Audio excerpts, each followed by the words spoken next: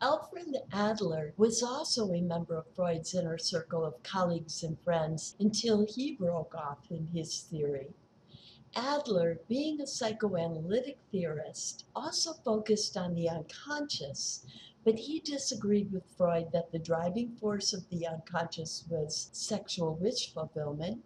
Instead, he believed it was a drive for superiority and avoiding inferiority.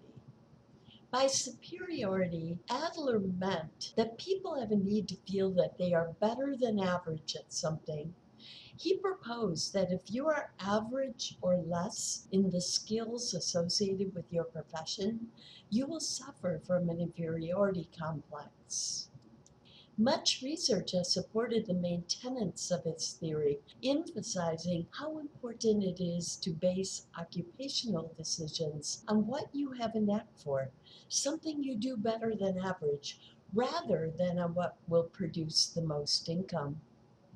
A doctor who feels that he or she is average for doctors in town tends to be significantly less happy than a car mechanic who feels he or she is one of the best mechanics in town. Research supports this main tenet of Adler's theory that life happiness is not really based on what you do, but how well you do it. I myself am a huge fan of Adlerian psychology in general, but not so much his dream theory. Adler felt that the main function of dreams was to defend the dreamer's superiority. He analyzed dreams occasionally in his therapy practice, feeling that it was one tool through which he could get to know his clients, but he used dream analysis to a much lesser extent than Freud and Jung. Furthermore, he denounced the idea of searching for universal symbols in dreams.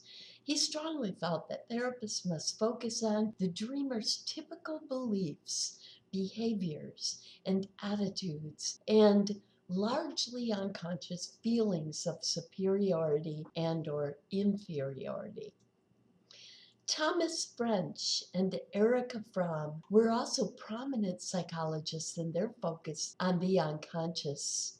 However, they believe that the driving force of the unconscious is to strengthen the ego against anxiety. In their theory, every dream has a focal ego conflict involving a current personal or emotional life problem. They propose that dreams can be valuable in revealing these conflicts, including the therapist in on methods in which dreamers trying to resolve them.